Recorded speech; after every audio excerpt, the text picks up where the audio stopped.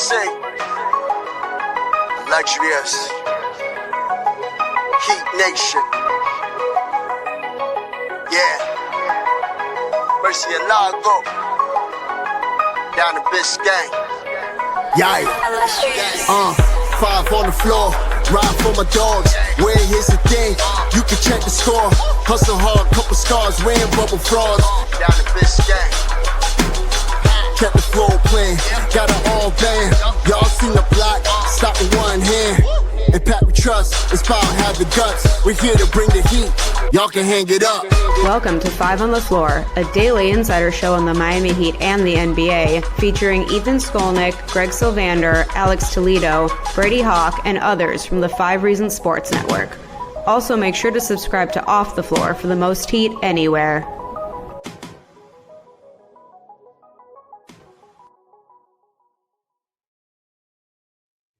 All right, welcome back to 5 on the Floor. We appreciate your loyalty. Just start there. Today's floor plan, the Miami Heat are in a full-fledged crash out. It's a crash out. It's everything. We could sit here and talk about this coach or this player or this front office executive, or pretty simple, okay? The wheels have come off completely. They're not coming back on this season. We're going to have an honest discussion today after we get through this game. And I've got Brady Hawk. You can follow me at Brady Hawk 305. You can follow me at Ethan J. Skolnick and at 5 Reasons Sports. We're going to have an honest discussion today about whether or not this team wins another game. I'm there. Okay? I don't think they're getting past 30 wins. If you look at their upcoming schedule. They lost 125-91 to the Grizzlies. There have been games in this stretch that the Heat have led, that the Heat have looked competent at times. This was not one of those games. And it's been trending this way for a while. The Grizzlies sat John Morant after he scored 40 points in the last game and didn't even miss him. They got this will be the player of the game. We'll get to in a second. But they got not only did they get 31 points and 6 rebounds from Jaren Jackson Jr., but he was literally laughing when he was making some of these shots. And at 29-37 at this point, honestly, I'm going to stop giving the record and stop giving the place in the standings because it doesn't really matter. They're going to end up 9th or 10th. That's where they're headed. The only way I can see it getting worse than that, I know some fans want it to, but is if Toronto, with their upcoming schedule, caught fire. It's not going to be Brooklyn. It's not going to be Philadelphia. Toronto doesn't have any games against the Heat lined up still. The fact that we're still having this conversation with Toronto, which seemed to be tanking earlier in the season, that they're in the mix to catch Miami if they even want to, is distressing. Let's get to the elements of this game, but I want to do that quickly, Brady, because I really want to have a conversation. This team, they've what is this now? 8 in a row? Is this 8 in a row? I stopped counting after 5. So they're 29-37. I said I was going to stop giving out the record, right? So I don't even know what they are at this point. Well, their last win was against Washington, right? So I have it up here on our board. So they lost to. We're looking at February. This was the month where they were supposed to make some hay. I kept hearing about this stretch of home games. This was a rare road game in the mix, but they lost to 7 straight. Okay, they've lost to. They won the second game against Atlanta, where they shot the ball really well. They lost to Indiana. They lost to the Knicks. They beat Washington and then lost to Cleveland with the lead, Minnesota with the lead, Chicago with the lead, Charlotte with the lead, Clippers not competitive, Boston not competitive, Memphis not competitive. So, yes, we're at 7 straight. They now get the Knicks on the road. That's a loss. They've got Detroit, unless they sit everybody, but Tibbs won't. Then they get Detroit at home. They've lost to the Pistons twice already when they looked like a functional basketball team early in the year, and the Pistons were the Pistons. Now the Pistons are headed for the playoffs. And then they get Houston at home. That's a loss. So we're going to be at 10. And then you're looking at Charlotte at home. Okay, they just lost to Charlotte at home. Let's say they win. Then Jimmy comes the game after that. Yes, Brady. Yeah, I think what they're doing here is they want to lose 11 straight and then just put every ounce of their game plan out against the Warriors and just try to get their one win there because that's their playoff game this year, I guess. No, it's been bad. It was. We know how bad it's been. We've talked about the leads. We've talked about all of that. But I'll say this. So that starts with the starting lineup. They go to a starting lineup. I was a proponent of this specific starting lineup when they, as you said, were a functional basketball team, when it was more about schematics than right now. Like, I'm not going to sit here and act like anything is schematics here. But offensively, they were fine early in the game. Like, they got decent things. But the thing is, when you run this lineup, when you run Tyler and Duncan, the one downfall to it is you're leaning on your spacing and your offense around Wiggins, Bam, and Ware, but you're going to let anybody in the paint. You're going to let anybody down the line in terms of the point of attack. And you saw that early in the game. It was a lot of Ware, put in a tough position, but a couple late contests. But it was just easy downhill game for Memphis, which is their strength. And then they're out of sorts from there. Then it's Jaren Jackson just kind of doing what he wants because now the whole game plan is opened up. The whole court is opened up because of the way that they were allowed Memphis just penetrate offensively. So, like I said, it really wasn't schematics, but I'll say bigger than anything, we've seen Miami get the lead and then squander it. But the thing is, when they get behind like this, they just look like they lack energy. They look like they've kind of thrown in the towel. It feels like they're playing like even like some of the other guys in the team. I'm not just talking about putting this on like the main guys giving up. It just seems like across the board, like they got Pella the other night. The reason why Pella looked like the big energizer, which he was everywhere in that game. Because he was the only one going at 110%. Like, he was the only one full-fledged going and trying to go get it, where it feels like everybody else is kind of just – they've accepted it. Like, I think even you would realize – if you go in the locker room after these games and it's become repetitive because it's loss after loss and walking in, hearing the same things in the press conference, hearing the same things in the locker room, but I think you just get the feeling in the locker room. Like, there's an acceptance of what the season is. There's an acceptance of where they're going to end up. And how quickly the season is going to end. But I just think that mindset and that acceptance is leading to the stuff you're seeing on the court where I don't see any extra juice or extra energy out on the court to think that they're trying to go put it all out there to win a game, where that's why I think the schematics is thrown out the window at that point. Like, when you're not, when you're not playing at that 100% level that Miami has always preached, it's just that you're not going to put yourself in a position here where anything matters on the court. Well, they don't look like the best conditioned, toughest, meanest team in the world right now. They certainly don't. I'll say you're right about the acceptance thing, and I think this is a perfect storm in a lot of ways. Okay, it's a bad roster at the moment, which our guy Sean Rochester has hit on, but it's also the fact that what we've talked about, they couldn't really move up, they couldn't really move down. There's really no point to these games. I think we've talked a lot about why it is that the bottom fell out after Jimmy was traded, when they didn't have Jimmy a lot before and they looked competent without him. And I think it is too much pressure on certain guys to elevate, but it's also they knew he wasn't around to save them anymore. And I think going back to Tyler's comment at All-Star, which I think he said on Sirius XM, which I respected him for saying it, but when he basically said, we're not contenders, that's just not a Heat approach. I respect the fact that he was honest about it. Jimmy would have said some bullshit about how we'll beat anybody, okay, and all, when it wouldn't have really been true with what they had right now. But again, it set the tone for all this. And whereas when you talk to people inside the organization, like, well, we got a lot of home games in March. Oh, okay, but like the team is like, it just means that more of your fans are watching this in person. I can tell you probably very few of them were watching this on television tonight, to watch them get slaughtered by a Memphis team that was without its primary star. And, so its two other stars tore you apart. And honestly, without John Morant out there, and we'll get to the specific players, I mean, Tyler Herro and Bam Adebayo were supposed to be on the level of Desmond Bane and Jaren Jackson Jr. They are. Like that. They are. Like that's like Desmond Bane was not an all-star this year. Tyler Herro was. Bam replaced Jaren Jackson Jr. on Team USA because he was a better fit for that. Like, so you can't say that they're completely out-talented by this other team when this other team is starting Luke Kennard. The Heat started Duncan. Duncan is supposed to be the Heat's version of Luke Kennard. Like, and that's where some of this is going to come back on Spo, but I feel like it's somewhat Spo, but it's also a team that has just packed it in, whereas Memphis knows they're getting Ja back, right? The Heat know they're not getting Jimmy back. So, like, their emotional engine, and we saw what happened last year when Ja was out, their emotional engine, they know is returning. And it just feels like this Heat team, knowing that Jimmy's not returning, knowing that they really can't move in terms of where they're positioned, that at best they're going to make the playoffs and be a lamb to the slaughter with the Cavs or the Celtics.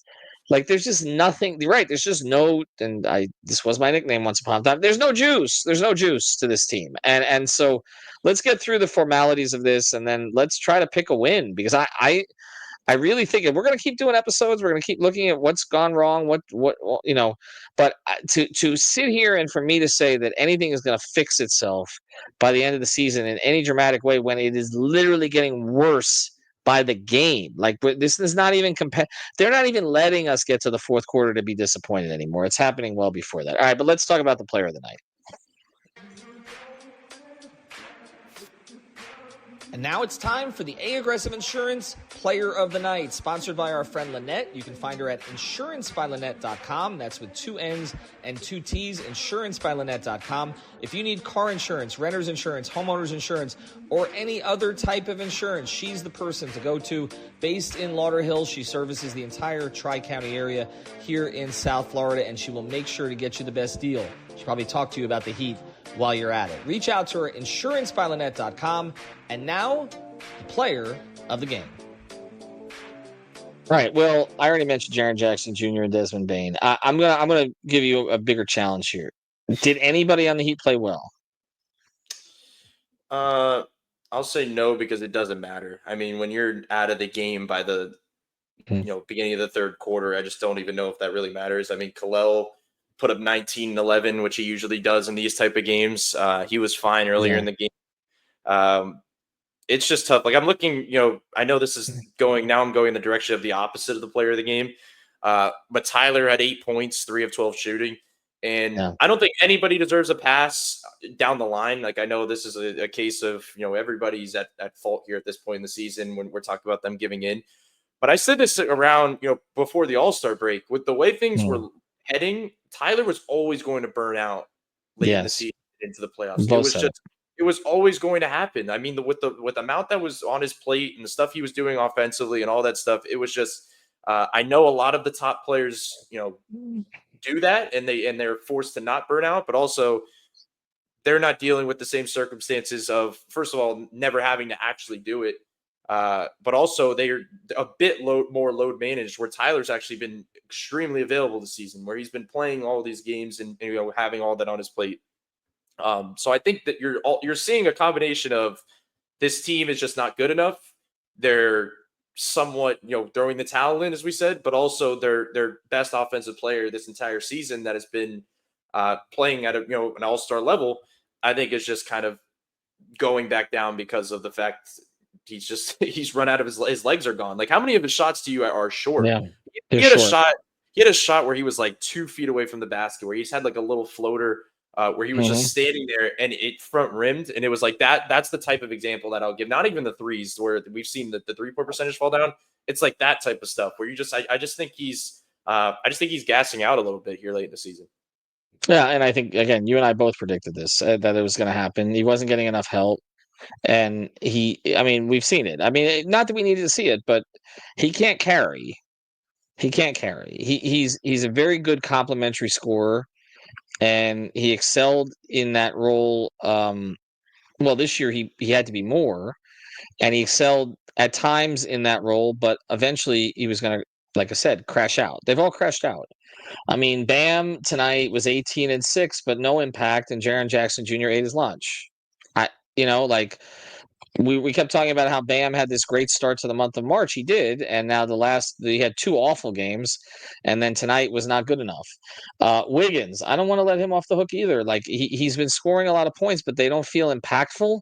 And then tonight, 3 of 8, 1 of 5 from 3, 8 points, no real impact. The bench, Kyle Anderson had 13, 6, and 5 in 30 minutes. The numbers are good. The fact that he has to play this much, that was never the intention when he was acquired. Davion Mitchell moved to the bench. We talked about that. 3 points, 2 rebounds, 2 assists. It's not really how you measure him, but a lot of minutes with him and Rozier together tonight. Rozier was 2 of 9, 5 points. Duncan as a starter has just not consistently gotten going this season. There have been some games, but not as many as there were last year prior to him having the injury. He was 0 of 3 from 3. That was his only stat line. Hawk is off the bench, 13 points, 4 of 10. Again, he looked a little better at times, a little more aggressive, not efficient. Larson, 2 for 5. I mean, it's just there's no, and Highsmith didn't play tonight. And so it's just he's cycling through guys, but nothing would have mattered tonight. I mean, you're allowing 56% shooting. You're shooting 39.8%. Let's go to the play of the night. I want you to pick something on the play of the night. I want to see what you can find. And now it's time for the X-Ray of the Play of the Day, brought to us by our friends over at Mobile C-Arm and Staffing Services. Nelson and his team will bring the X-ray equipment and the staffing to you. If you work in a hospital or a medical office, get a consultation today at c-armandstaffing.com or give them a call at 561-891-9620. Their fleet of trucks at your service. Again, it's Mobile C-Arm and Staffing Services, 561-891-9620. And now, the X-Ray of the Play of the Day. Okay, what you got? I just want to say this one because it like sums up the season. I'm not. This isn't even like to pile on Terry because once again, I think we're past that point. But there was the play early in the second quarter where they somebody shot a 3. It was a Hawk. I think it was Kyle Anderson shot a 3. Hawkes ended up getting the offensive rebound and kicks it out. Ware just made a 3, I think, on the possession prior. So he kicks it out to the left wing to Ware. Well, Terry's running full speed in motion and intercepts the pass from Ware to catch it himself and shoot a 3. And misses that one too. And it was just, it really sums up the season, the way that he was just kind of came out of nowhere and took his teammate's pass and shot it. But no, there's not many, positive plays. Can I say one that'll really, make people unhappy? Mm-hmm. Mm-hmm. Is it Jimmy Butler's half court buzzer beater to end the first or second quarter? I don't even know what it was at this point. I think it was the first quarter. Yeah, I mean, I know we're past that point. It's about the Heat, but it is just blaring when every day you just see the record just getting better and better, and you just see Miami's 7 game losing streak keep popping up. Yeah, that's something I just don't want to acknowledge. Well, he found his joy by stealing ours, basically, and more power to him. I mean, if the Heat could have acquired Steph Curry, they should have done it. Beyond that, I don't really know how we even look back at that situation. We're going to try, and he's here on the 25th, and obviously we're going to cover it then. I want to hit on this again, though, just about this idea of how the Heat are overmatched here. Again, I mentioned if Bam and Tyler are who they think they are, then they should be an even matchup for Jaren Jackson and Desmond Bane. But I'll say this again. Let me just say this though: did the Grizzlies tonight not look to you like the Heat over the last few years when they're without Jimmy? That's what it felt to me. That's the energy that you get when you're without your best player. When you think he's coming back, though, when you think he's coming back, and when you're a legit playoff contender, that when he comes back, you are playing. But you play above your heads. Last year, but they weren't last year. They didn't play this well without him. They did the year before. Tyus Jones filled in really well. But yes, there was some of that. Of course, last year they also didn't have Jalen Wells and Zach Edey, both of whom started tonight. But again, the Grizzlies tonight started 2 guys who are supposed to be somewhat equivalent to the Heat's 2 primary players, along with Luke Kennard, who should be equivalent to Duncan, along with 2 rookies, Wells and Edey. Whereas the Heat started Wiggins and Kel'el Ware, who was drafted a little behind Edey, right, but ahead of Wells, right? I mean, these are not drastically different starting lineups in terms of pedigree. They're not. And yet this game was not close. And again, I know, and it's not like off the bench. Brandon Clark's been a very efficient player over the course of his career, and he has been 6 of 7 tonight. If you're not going to defend, he's going to score, okay? But Scottie Pippen Jr. literally used to work out at my old high school at Pinecrest, okay? And has bounced around the NBA, and he's a really good story. But, I mean, 11, 6, and 11? Jaime Jaquez can't match production. He was a first-round pick all-rookie player last year. This is some of this, I'm tired of giving anybody a pass because I'm looking at this and I'm like, you should not be this overmatched. A lot of this is that it just seems like certain people, I don't know how many of them have just checked out. They've just checked out. Like that's where they're at emotionally, physically, mentally. They've just checked out. All right. We have to do this. Defending the house.